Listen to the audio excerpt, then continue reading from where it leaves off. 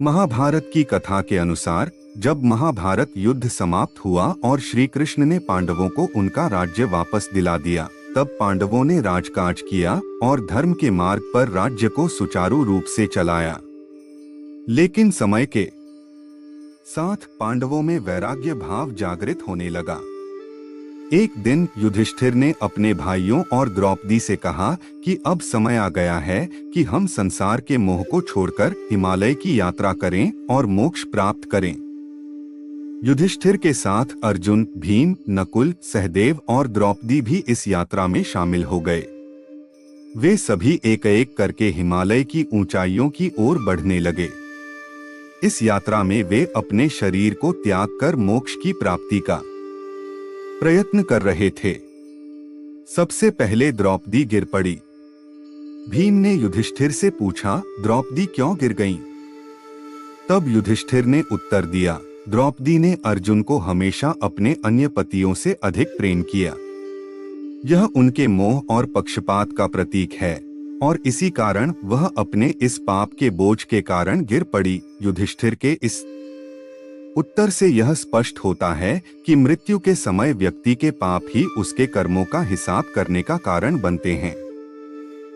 एक एक करके यात्रा के दौरान पांडव भी गिरते गए और अपने अपने कर्मों के हिसाब से मोक्ष की ओर बढ़ते रहे। द्रौपदी के बाद नकुल, सहदेव, अर्जुन और फिर भीम एक एक करके गिरते गए। जब नकुल गिर पड़े तो भीम ने फिर से युधिष्ठिर से इसका कारण पूछा। युधिष्ठिर ने कहा, नकुल अपनी सुंदरता और रूप पर गर्व करते थे। उन्होंने इस जीवन में अपने रूप और सुंदरता के अहंकार का त्याग नहीं किया। यही उनके पतन का कारण बना। इसके बाद सहदेव गिर गए। भीम ने फिर पूछा, सहदेव क्यों गिरे? युधिष्ठिर ने उत्तर दिया, सहदेव को अपने ज्ञान का बहुत अभिमान था। उन्होंने अपने ज्ञान पर हमेशा गर्व किया और इसे दूसरों से श्रेष्ठ माना। इसी कारण सहदेव का पतन हुआ। अर्जुन के गिरने पर भीम ने फिर सवाल किया। युधिष्ठिर ने कहा, अर्जुन को अपने पराक्रम और धनुष विद्या का घमंड था। वह हमेशा सोचते थे कि उनसे बड़ा धनुर्धर कोई नहीं है और उन्होंने कौरवों को हराने का प्रण भी लिया था जिसे वह पूरा नहीं कर पाए। उनके इसी अभिमान के कारण वह गिर गए। जब भीम स्वयं गिरने लगे तो उन्होंने युधिष्ठिर से पूछा, हे भ्राता, मैं क्यों गिर रहा हूँ? युधिष्ठिर ने उत्तर दिया, भीम, तुमने जीवन भर अपनी भूख और ताकत के प्रति मोह रखा। तुम्हारा भोजन और शक्ति का लालच कभी खत्म नहीं हुआ। इसी कारण तुम्हारा भी पतन हो रहा है। इस तरह युधिष्ठिर के अलावा सभी पांडव और द्रौपदी अपने अपने कर्मों के कारण गिर गए। अंत में केवल युधिष्ठिर ही शेष बचे और वह अकेले स्वर्ग की ओर बढ़े। उनके सत्य, धर्म और निष्पक्षता के कारण उन्हें इस यात्रा में कोई रोकने वाला नहीं था। मार्ग में उन्हें एक कुत्ता मिला जो उनके साथ चलने लगा। वह कुत्ता वास्तव में धर्म के रूप में था और युधिष्ठिर की परीक्षा ले रहा था। स्वर्ग के द्वार पर पहुंचने के बाद देवराज इंद्र ने युधिष्ठिर से कहा कि वे स्वर्ग में प्रवेश करें, लेकिन इस कुत्ते को छोड़ दें। युधिष्ठिर ने इंद्र से कहा, मैं इस कुत्ते को छोड़कर स्वर्ग में प्रवेश नहीं कर सकता। इसने पूरी यात्रा में मेरा साथ दिया है और इसे छोड़ना धर्म के विपरीत होगा। युधिष्ठिर के इस धर्मपरायणता को देखकर इंद्र ने उन्हें उनके सत्य और धर्म के लिए आशीर्वाद दिया और वह कुत्ता असल में धर्मराज थे। इस प्रकार युधिष्ठिर अकेले पांडव थे जो अपने धर्म और सत्य के बल पर स्वर्ग लोक में सशरीर पहुंचे। स्वर्ग में पहुंचने के बाद युधिष्ठिर को यह देखकर बहुत दुख हुआ कि उनके सभी भाई और द्रौपदी वहां नहीं थे। उन्होंने देवराज इंद्र से पूछा, मेरे धर्म का पालन करने के बाद भी मुझे यहाँ मेरे भाइयों और द्रौपदी का साथ क्यों नहीं मिला? वे कहाँ हैं? इंद्र ने उत्तर दिया, हे युधिष्ठिर, स्वर्ग में प्रवेश करने के लिए प्रत्येक व्यक्ति को अपने कर्मों का फल भोगना पड़ता है। तुम्हारे भाइयों और द्रौपदी ने भी अपने जीवन में कुछ पाप किए थे, जिसके कारण उन्हें पहले नरक के दुखों का अनुभव करना पड़ा। तुमने सच्चे धर्म का पालन किया, इसलिए तुम्हें इस कठिन मार्ग से मुक्ति मिली। फिर इंद्र ने युधिष्ठिर को उनके भाइयों और द्रौपदी की झलक दिखाने के लिए नरक की ओर ले जाया।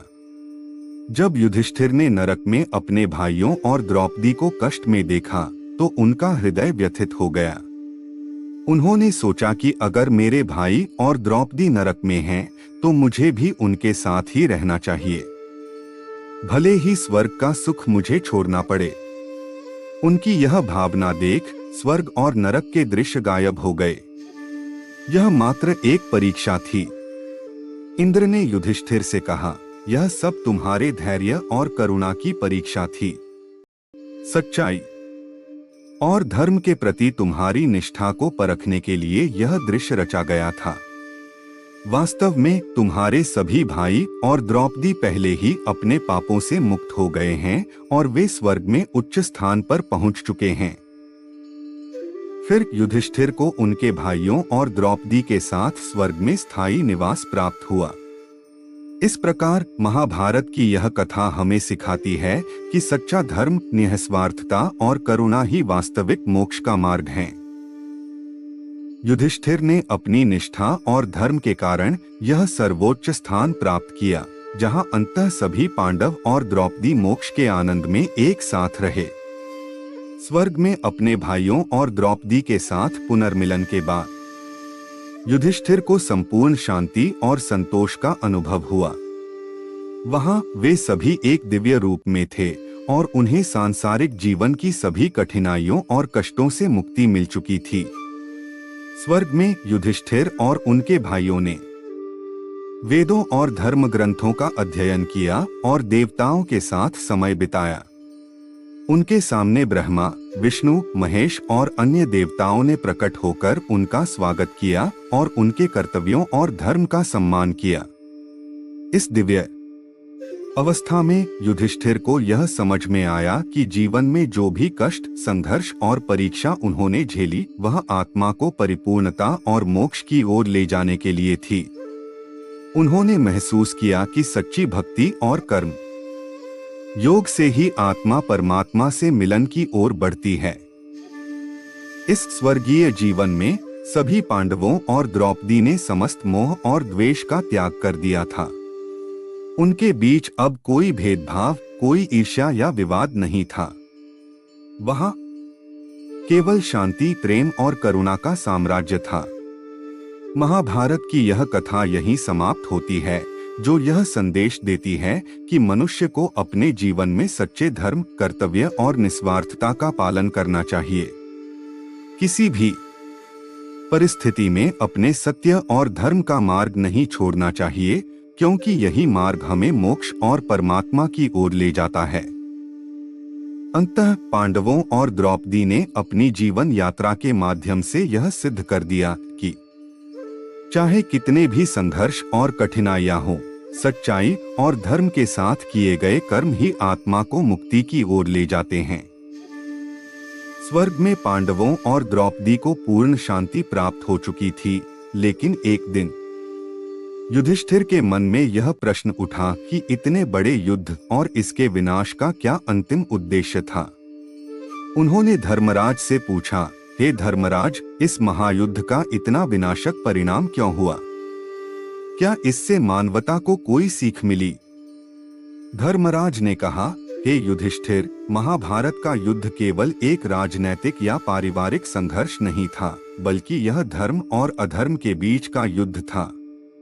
जब भी अधर्म बढ़ता है, तब संसार को संतुलन में रखने के लिए धर्म का पुनः स्थापन करना आवश्यक हो जाता है। इस युद्ध के माध्यम से संसार को यह सीख मिली कि सत्य, न्याय और धर्म के मार्ग पर चलना कितना महत्वपूर्ण है। भले ही इस यात्रा में कितनी ही कठिनाइयां क्यों न आए, परंतु धर्म की विजय अंततः होती ही है। युधिष्ठिर को धीरे धीरे यह समझ आने लगा कि महाभारत केवल एक युद्ध की कहानी नहीं थी, बल्कि यह मानव जीवन के सभी पहलुओं का प्रतीक था। इसमें द्वेष, मोह, प्रेम, त्याग, साहस और संघर्ष के तत्व निहित थे, जो प्रत्येक व्यक्ति के जीवन में किसी न किसी रूप में उपस्थित होते हैं। महाभारत ने मानवता को यह संदेश दिया कि हर व्यक्ति को अपने जीवन में धर्म, सत्य और कर्तव्य के मार्ग का पालन करना चाहिए, चाहे कितने भी आकर्षण और मोह क्यों न हो। युधिष्ठिर ने देखा कि उनके भाइयों और द्रौपदी भी इस सच्चाई को समझ चुके थे। उन्होंने सब एक दूसरे की ओर प्रेम और करुणा भरी दृष्टि से देखा। वहां स्वर्ग में हर आत्मा स्वतंत्र थी और सभी ने अपने भूतकाल के सारे क्लेश और दुख त्याग दिए थे। अंत में यह भी कहा जाता है कि युधिष्ठिर और उनके भाइयों को इस दिव्य ज्ञान के बाद ब्रह्मलोक की यात्रा का अवसर मिला, जहां परमात्मा से एकाकार होने का मार्ग प्रशस्त हुआ।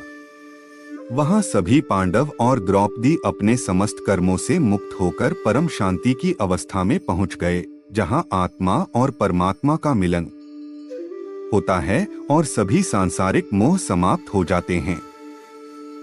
इस प्रकार महाभारत की यह कथा मानवता को यह सिखाती है कि जीवन के संघर्ष, मोह और समस्याओं के बीच भी धर्म और सत्य का पालन करना ही सच्चा उद्देश्य है, क्योंकि अंततः यह सभी आत्माओं को मोक्ष की ओर ले जाता है। इस परम शांति की अवस्था में भी युधिष्ठिर के मन में एक अंतिम जिज्ञासा शेष थी। उन्होंने धर्मराज से पूछा, हे धर्मराज, संसार में जो लोग अधर्म का अनुसरण करते हैं, उन्हें तो उनके कर्मों का फल मिल ही जाता है, परंतु जो लोग धर्म के मार्ग पर चलने का प्रयास करते हैं, उन्हें इतनी कठिनाइयां और पीड़ाएं क्यों झेलनी पड़ती हैं? क्या यह धर्म का मार्ग उनके लिए सरल नहीं हो सकता था? धर्मराज ने युधिष्ठिर के इस प्रश्न का उत्तर देते हुए कहा, हे युधिष्ठिर, धर्म का मार्ग चुनने वाले व्यक्ति का हृदय निर्मल, स्थिर और संयमी होना चाहिए। कठिनाइयां और चुनौतियां उसी व्यक्ति को मिलती हैं जो उन पर विजय पाने की सामर्थ्य रखता है। यह संसार स्वयं एक परीक्षा स्थल है, जहां आत्मा को बार बार परखा जाता है। कठिनाइयां आत्मा को परिपक्व बनाती हैं और उसे उस परमात्मा के अधिक निकट लाती हैं। धर्म का पालन सच्चे अर्थों में वही कर पाता है जो अपने जीवन में कष्टों को धैर्यपूर्वक सहन करता है और सत्य पर अडिग रहता है। युधिष्ठिर को अब यह गूढ़ सत्य समझ में आने लगा था।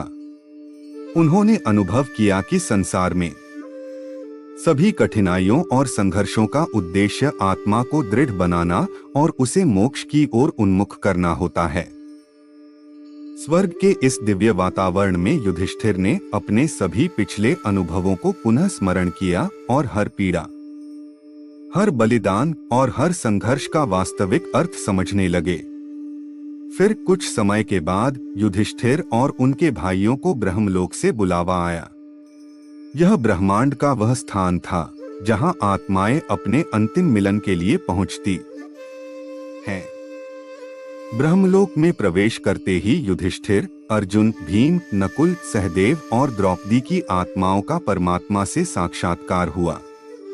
वहां उन्होंने अनंत प्रेम, शांति और आनंद का अनुभव किया।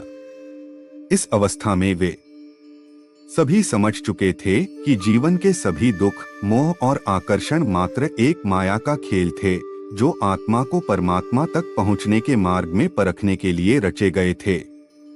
अब उनकी आत्माएं उस अनंत चेतना में विलीन हो गईं, जो सृष्टि का स्रोत और संपूर्णता का आधार है। इस प्रकार पांडवों की कहानी केवल एक पौराणिक गाथा नहीं है, बल्कि यह हमें यह सिखाती है कि सच्चा धर्म और सत्य का पालन हमें जीवन की हर कठिनाई से परे ले जाकर उस परम सत्य से जोड़ सकता है, जो आत्मा की वास्तविक मुक्ति का मार्ग है। महाभारत की यह महान कथा हमें हर परिस्थिति में सच्चाई, करुणा और धर्म के मार्ग पर अडिग रहने की प्रेरणा देती है।